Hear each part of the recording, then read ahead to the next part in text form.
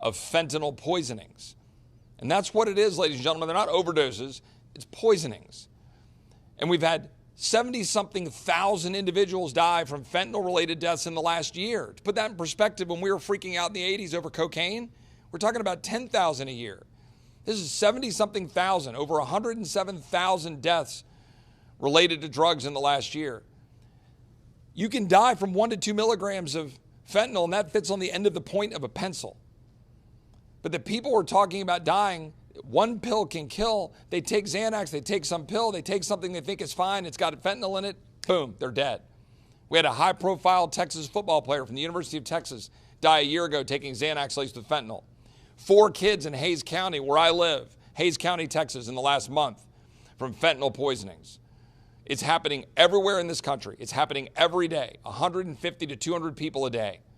And that fentanyl is pouring into our country through porous borders because our Border Patrol are processing people because of this administration's policies rather than actually patrolling the border. The cartels know it. They're leveraging it to run fentanyl into our communities, and people are dying. And one last point on that at a human level, and then I'm going to turn it over to my friend Michael Cloud, who's one of the strongest advocates for border security and defense of Texas, alongside these great law enforcement officers and people like Virginia. This is a human problem. This is a problem about people, right? I'll hear a lot, you'll hear Virginia, you'll hear others, parents who have lost their loved ones to fentanyl. This isn't a red problem or blue problem, right? They said yesterday in a roundtable we had over at the Hill that we have to do as Republicans, by the way, on a partisan basis, because my Democratic colleagues refuse to do it. And we pull people in the room and we hear stories from yesterday, 12 moms and dads, mostly moms, who walked us through their losses. This is a human problem. This is a problem of losing our loved ones, whether it's Virginia's beautiful daughter, Tiffany, or whether it's the migrants that we've seen dying in the Rio Grande or in South Texas. We've seen it in real time. I was down at the border, and I think Michael might have been with me. We were down at the border when they found the body of our National Guardsman in the river, going across to try to save somebody coming across the river. That same day, not in the news, were the 3 migrants' bodies found in the Rio Grande just down the river from where that National Guardsman was found. This is a human problem. It is solvable, and it is time that this administration acknowledge the problem and engage in taking out the policies that we need to put in place to stop it. And one final message to my Republican colleagues. It is not enough to give lip service to border security. It is not enough. We are going to demand out of our Republican leadership that we secure the border of the United States and that we not fund one more penny to a Department of Homeland Security that refuses to secure the border of the United States. And with that, I will yield to my friend, Mr. Cloud. Thanks, Chip, for your leadership on this. Thanks, Fair, for hosting this. Virginia, for being here to share your story.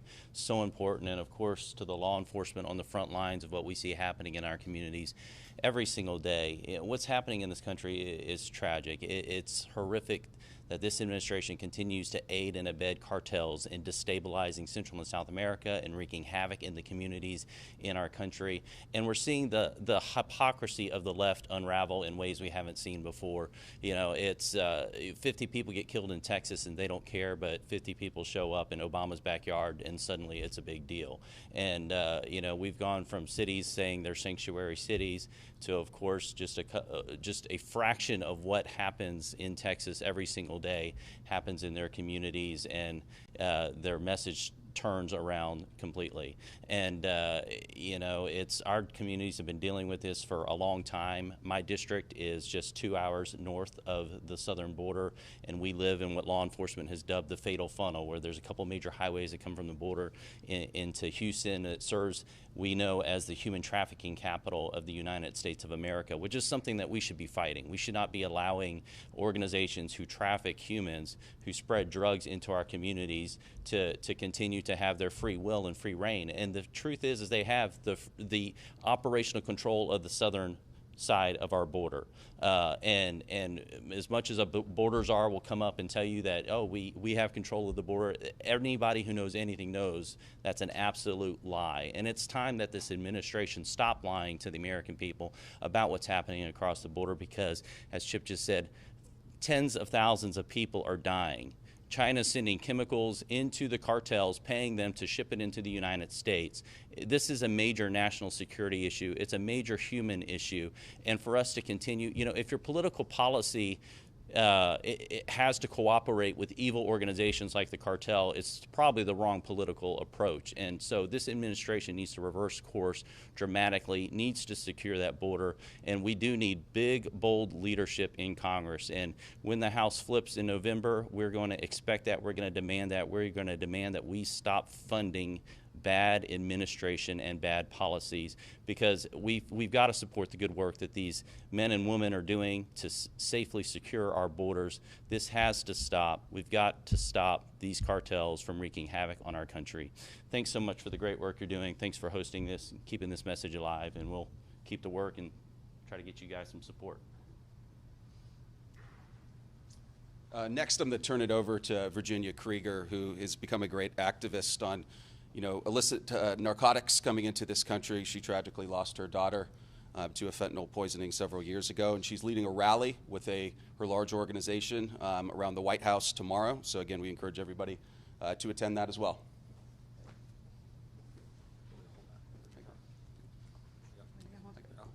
Somebody, yes, please.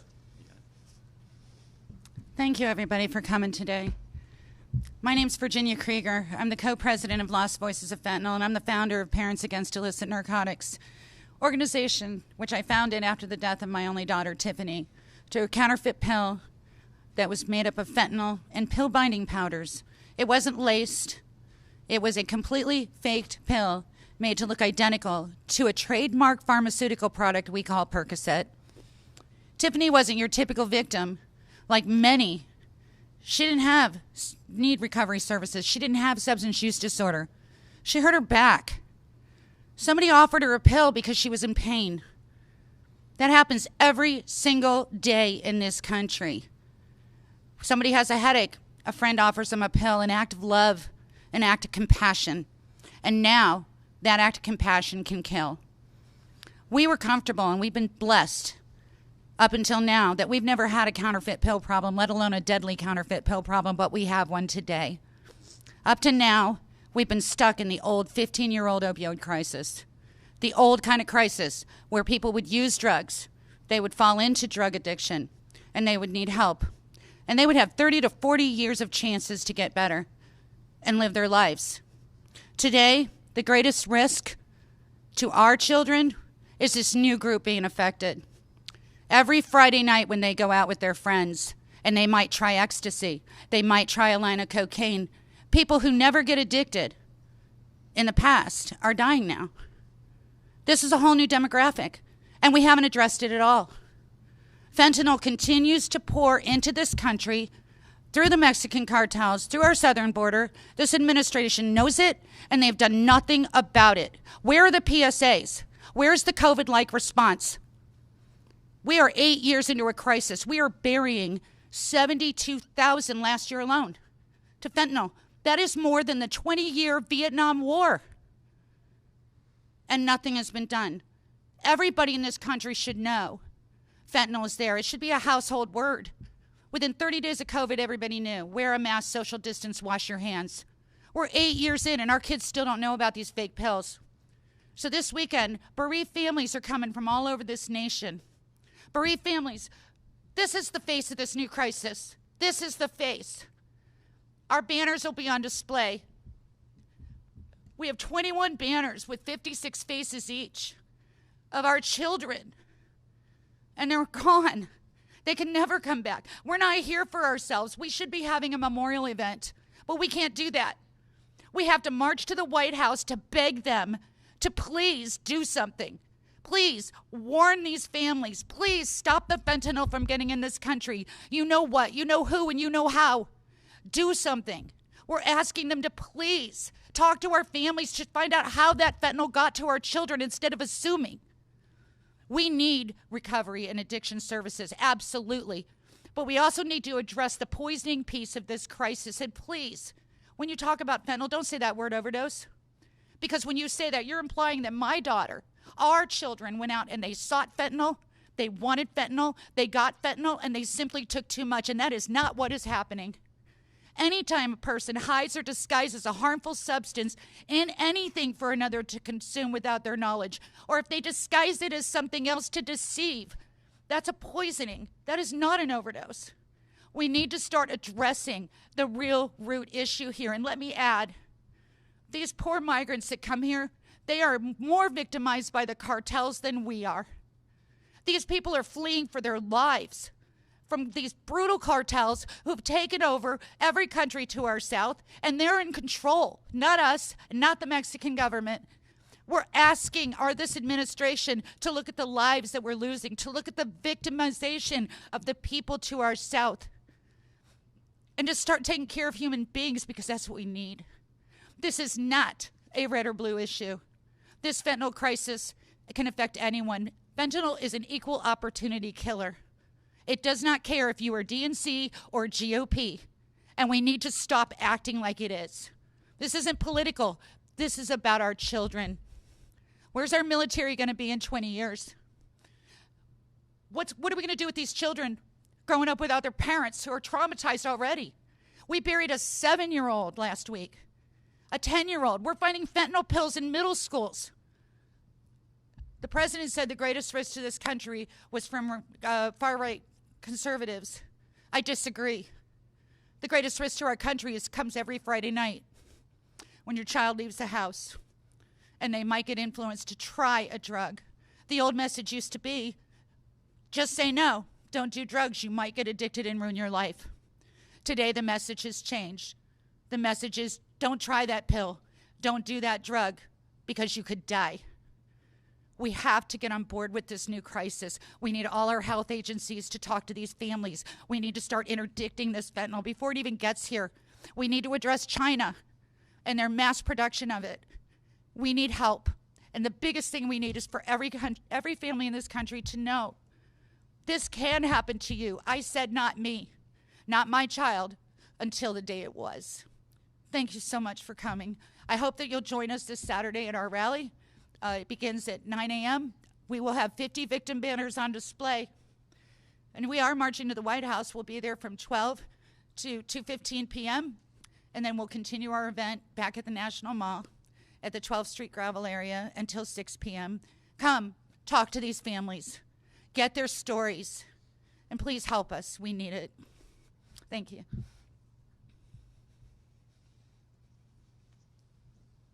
Thank you so much, Virginia. I'm going to turn it over to 3 sheriffs right now. We're going to start with Sheriff Brett Schroetlin. Sheriff Schroetlin was elected Sheriff of Grand County, Colorado in 2015, and he's also currently president of the Western State Sheriff's Association, and he's been in law enforcement since 1992. I'll turn it over.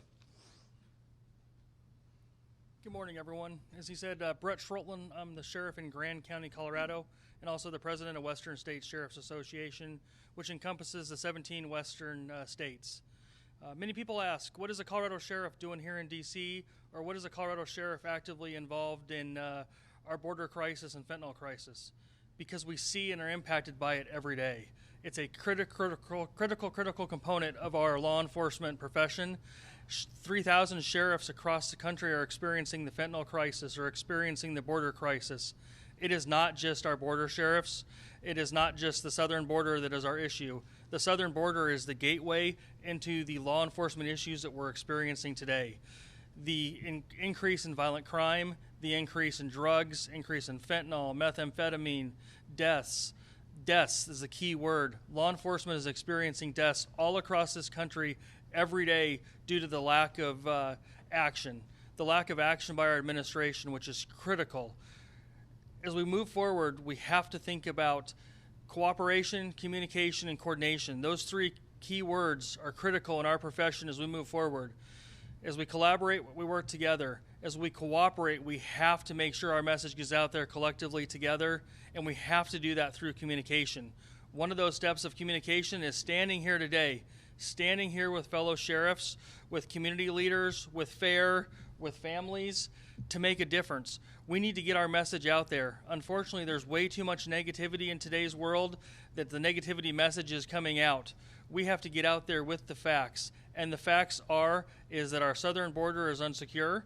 The fact is that our cartels are running our nation and people are dying. as we were just experiencing. People are dying as a result of these decisions. And so as we stand here today together, we stand unified. We stand unified as sheriffs. We stand unified as communities. We stand here unified to make a difference because it's now time to act. It's time for us to continue acting as sheriffs. It's time for our congressional leaders to act as congressional leaders. And it's time as our president and our administration to act together as well. So as sheriffs, especially sheriffs from the West, we stand united and we stand with our hand out to our administration to solve this problem. We can't do it individually. We can do it collectively, and so we ask for that collective approach as we move forward. Thank you. Thank you. Next up is Sheriff Thad Cleveland from Terrell County, Texas, who's also a former Border Patrol agent.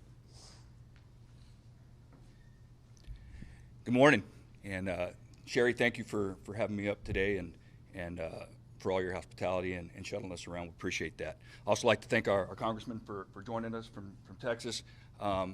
I come from the 23rd Congressional District, the largest congressional district in Texas, and I know my congressman is in town, and unfortunately he's not here. It'd be nice to be supported by him as well. But I'm here to talk about something a little bigger than that. Talk about border security. I spent 26 years in the United States Border Patrol. The last 11 years were in my hometown of Sanderson, Texas. I was the patrol agent in charge of Sanderson. Unfortunately, our sheriff passed away. He was a 30-year veteran of the United States Border Patrol, Santiago Gonzalez, and I took an appointment to replace him, and will be elected in November to that position. We talk about border security. It is national security. We talk about the crisis along the border. It's real. It doesn't matter if you call yourself a Republican, a Democrat, if you call yourself red or blue. At the national level, the problem goes unfixed. It's a solvable problem, I can tell you that. It's nothing we haven't experienced before. We can fix it. It's just we choose not to. And I like to compliment Governor Abbott on what he's done, because what he's doing is he's taking them out of our backyard in Texas and getting them out of our communities, and then he's sending them to other places. He's sending them to your front yards.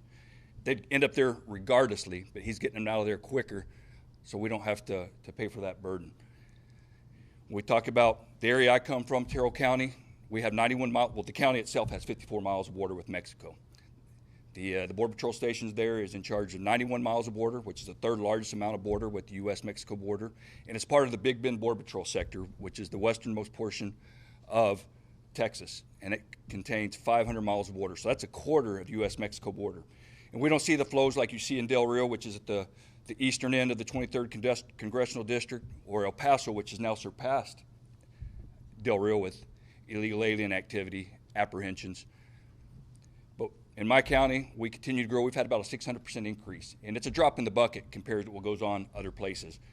This year, we're going to surpass 7,000 apprehensions. Again, that sounds like a small number, but in my area, where I'm sheriff, they're not looking to surrender. They're not looking for some sort of political asylum or political relief. What they're looking for is to abscond in the United States and continue their trek northward undetected. I can't say enough about what our Border Patrol agents do out in that area, the amount of work they do, the amount of hours they put in. It's just tremendous. We talk about fentanyl, and I'm honored to be able to speak tomorrow, ma'am. Thank you for inviting me. Our cartels are controlling our border, 100%. They're shaping the border. They're crossing illegal aliens where they want to cross them. That way they can occupy Border Patrol agents that's our authority, is to arrest those who come into the country illegally. We have to process them, and it's leaving huge gaps in the border. And again, I want to reiterate it, it's not a fault of our Border Patrol agents. They're doing everything they can do. They're just not supported. And of course, we talk about the recent hiring of 87,000 folks for the IRS. You know, we've got 19,000 Border Patrol agents. You know, we need more agents. We need more technology. We need more infrastructure along our border. I look forward to continuing our talk tomorrow. I speak to you truthfully about the border. If you have any questions, I'm free, I'm available. But at this time, I'd like to introduce the judge of Terrell County, if I could step out of line just a little bit and let her speak to some of the other problems we face in Terrell County. Judge Carruthers. Hello, I'm Terrell County Judge Dale Lynn Carruthers. It's an honor for me to be here today. Thank you for inviting me. As the gentlemen that stand before me and ladies of law enforcement, I'm honored to be with them today. Congressman, thank you. Thank you for having us here. And I'd like to take one moment to sincerely tell you our condolences from Terrell County, ma'am. I'm not only the Terrell County judge, but I am also a rancher.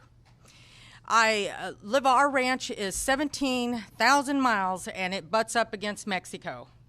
And I'm here to tell you that this is an invasion. They are coming across the border, and the ones that come through Terrell County typically are not family units. They are people in camouflage. They are coming across the most rugged desert terrain imaginable. And they are trafficking drugs.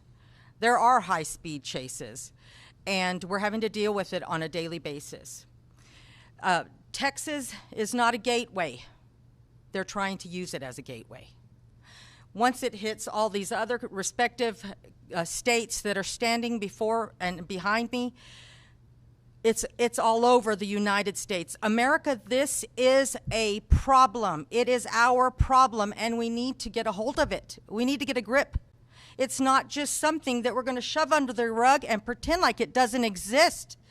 It does exist. There is a border crisis, and I am a female in law enforcement that is sitting here telling you it exists.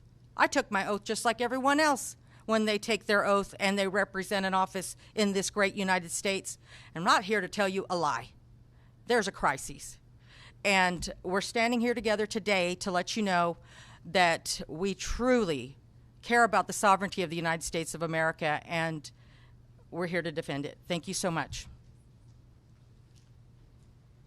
Thank you so much, Judge. And then we're going to conclude with one more sheriff, Sheriff Scott Jenkins from Culpeper County, Virginia. He's the only remaining sheriff in Virginia who's cooperating with ICE via the 287G program as well. Good morning. Thank you for having me. As said, I'm Sheriff Scott Jenkins from Culpeper, Virginia.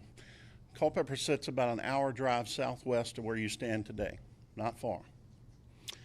My message isn't a political rhetoric or directed to one party or the other.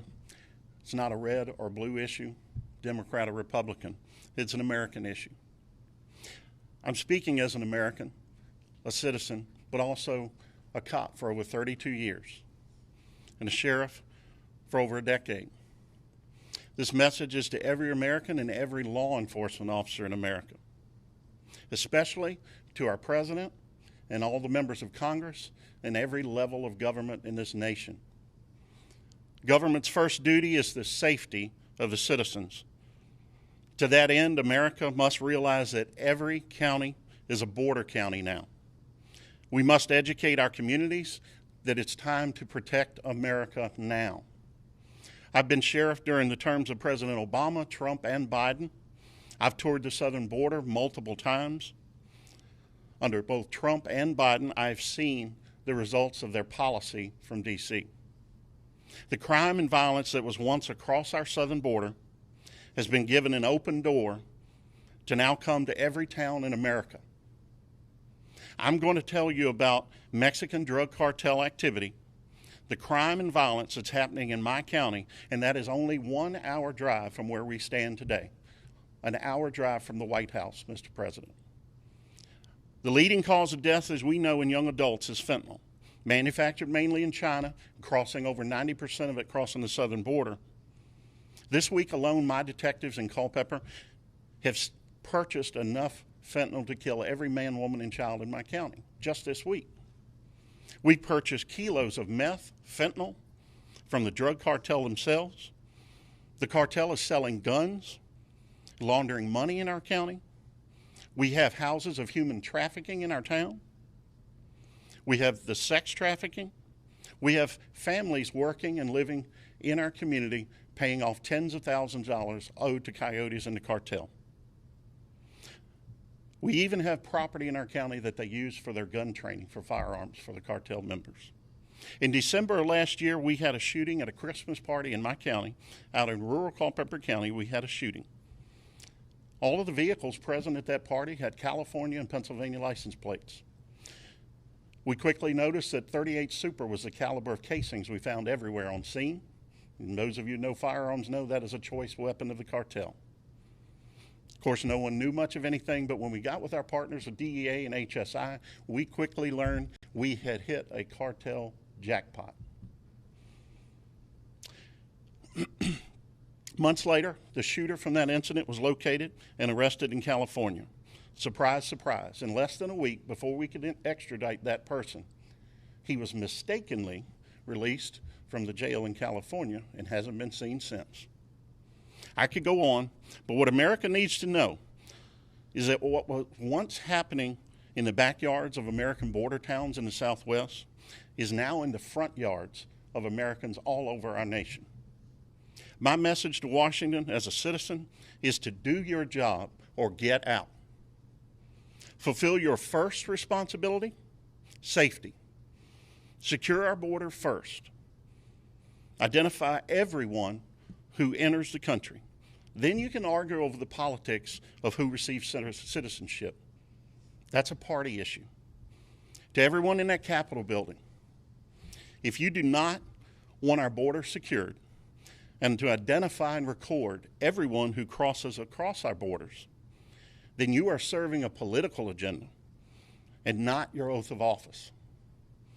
To the citizens of my county in Culpeper, the people dropped off by those buses coming from Texas to D.C., they're not staying in D.C. They're coming to our county and counties all over this region.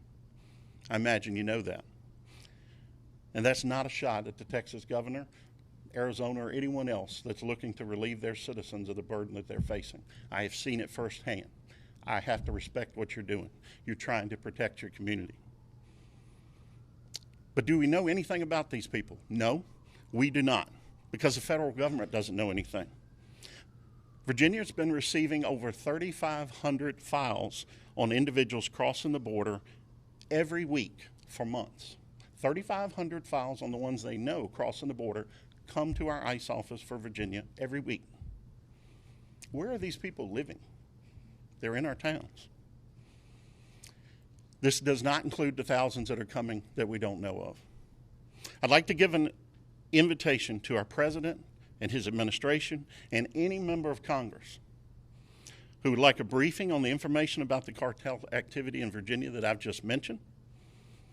You can take a short drive to meet me, or I'll come to you.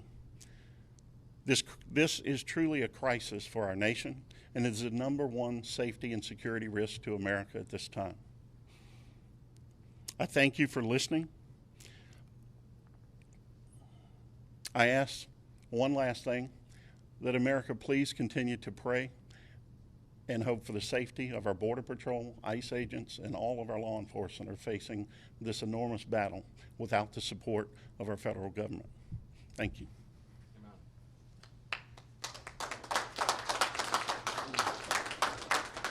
Thank you so much, Sheriff. We're concluding now. Does anybody have a question of sorts? Yes. Yeah, I was wondering if the sheriffs or anyone here thinks that perhaps the governor should just start sending them back over the southern border rather than to other parts of America where they're just going to go into other areas and just make the problem worse for everyone. Does anybody want to take that? Well, I don't want to speak on behalf of the governor of Texas for sure, but I tell you the immigration authority lies with the federal government. It doesn't lie with the state government. It lies with the federal government's not doing it, then, are we at the mercy of them for whatever duration is in control? We sure have been suffering for the past couple of years, and I just want to make a point that I didn't make earlier about policy. So each administration brings good and bad policy. I've been a Border Patrol agent since Clinton, through Bush, through Obama, through Trump, and part of Biden. And again, there's good policy and then there's bad policy. But what we need to change our laws. Our laws are old and antiquated, and that's what we need. We need to change the laws. So yes, we'll continue to suffer by policy change until we change our laws, and those laws are enforced. I'll just add one layer to that, and in agreement, we do need to change the law in significant part to restrict the ability of an administration like the current one to adopt policies that are frankly in direct conflict with existing law.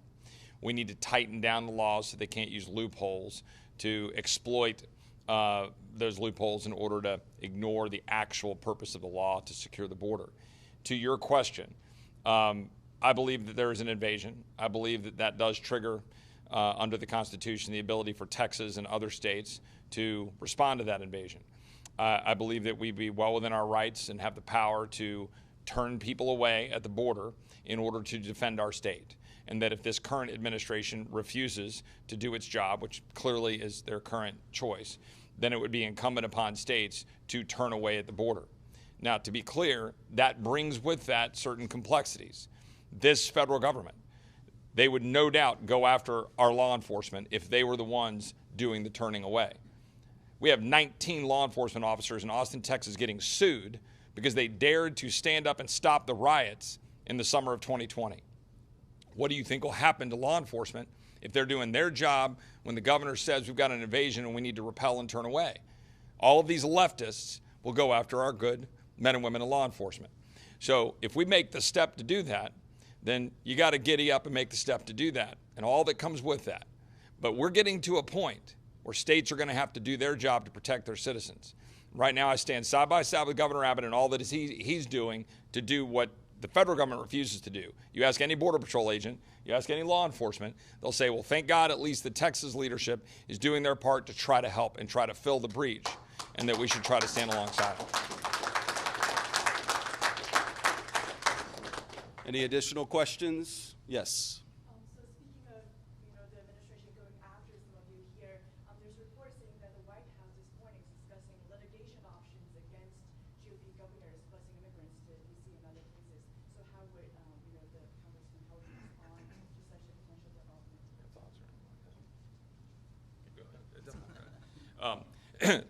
Look, forgive me if my response isn't bring it. And as I've said before, like, welcome to the party, right? You want to complain, as I said about this D.C. City Councilwoman, about what's happening here in D.C. We have 4,000 a day crossing in Texas, and you're talking about a couple of hundred when you have a stash house of 73 here in Washington, D.C. Or you want to complain about 50 going to Martha's Vineyard when 53 human beings died in a bus in San Antonio, Texas, which I represent. 53 human beings died, burned up in a bus. And the administration wants to sue a governor of a state for wanting to send a signal to the country. And that's what this is about.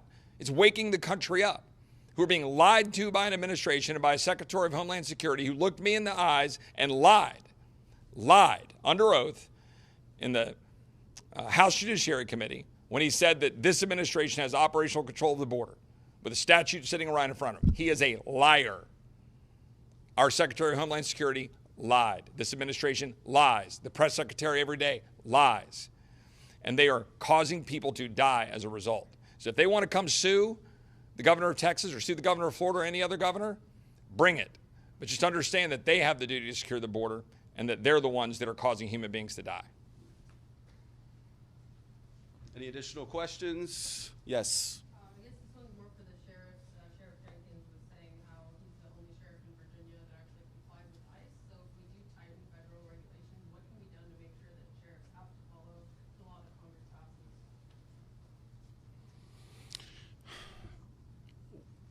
Sheriffs are more than happy to follow the laws and use any mechanisms given us legally to deal with the problem. Local law enforcement obviously doesn't have the authority that federal agencies do, Border Patrol and ICE. 287G is an example in Virginia, Prince William County. Once the last election occurred, their local board, being much more left-leaning and liberal in their views, decided to end that program that had been in place for many, many years. I currently am the only remaining program in the state, and we all know that ICE, Border Patrol, has become more or less babysitters, escorts, chauffeurs for the border, and most of our agents all across the country are serving more time southwest than they are at home doing their duties in the states they're assigned. I admire the ICE agents that work here in Virginia that I know and work with. My staff understands the position, the predicament that they're in, and very little they can do at this juncture, and it's been that way for well over a year and a half. Elections have consequences, as someone once said, and we are living through it every day. But America has to wake up and realize it is not a partisan issue. Government's first responsibility is safety, and they are not living up to their oath. All right, any additional ones? All right. One more. Just for the mother, my question is, the New York State Health Department has said that there's a safe uses for fentanyl, what would be your response to the New York State Health Department? I would ask them to come and tell that to the 19,000 bereaved family members in our Facebook discussion group. Any advocating of any kind for illicit fentanyl use is criminal.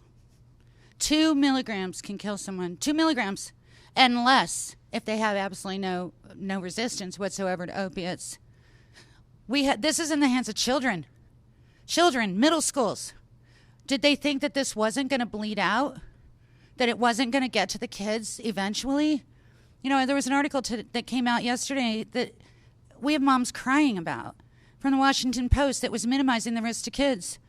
They were talking about the rainbow fentanyl and how that could get to children, and they were actually making a mockery of this. This isn't funny. 72,108. Keep that number in your head. That's how many people we buried last year, and we're already past that for this year.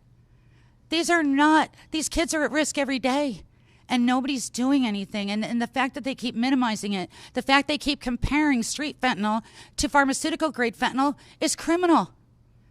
Acetyl fentanyl is not the same as the kind of fentanyl they give you in a prescription.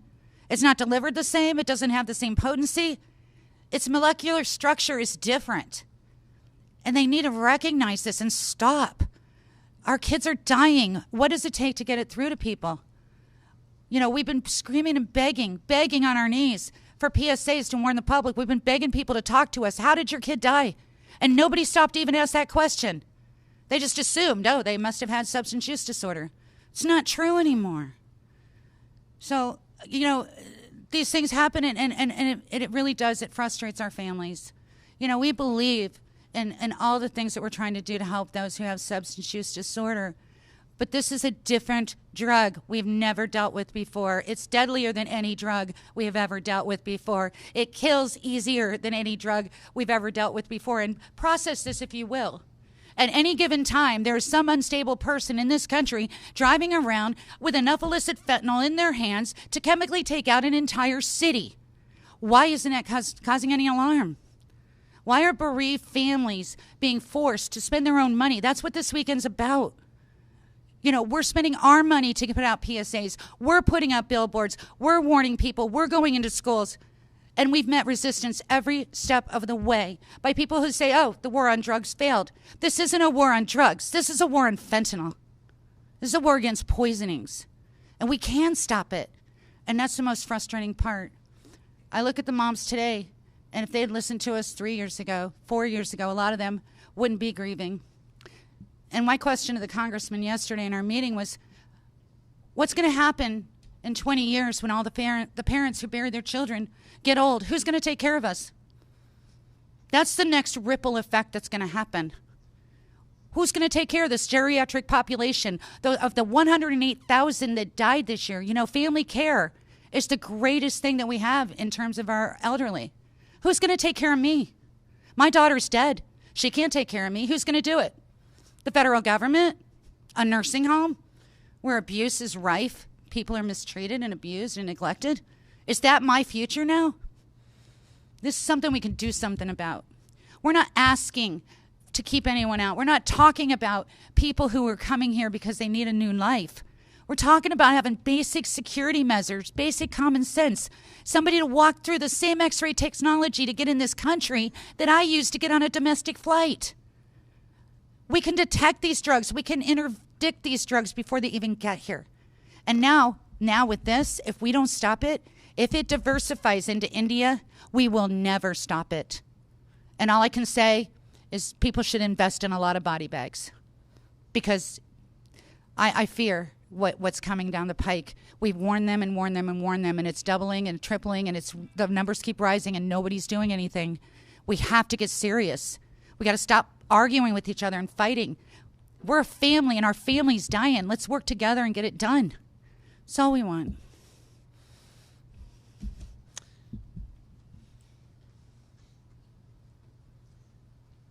All right, that's going to wrap things up today. Thank you so much for coming out, and I encourage you guys to mingle with the sheriffs or the members and Virginia as well. And again, Virginia's event is tomorrow. Feel free to reach out to anybody here at FAIR if you want more details on how you can cover it. It's going to be a very big event that will resonate. Can I just clarify one thing? It's not my event.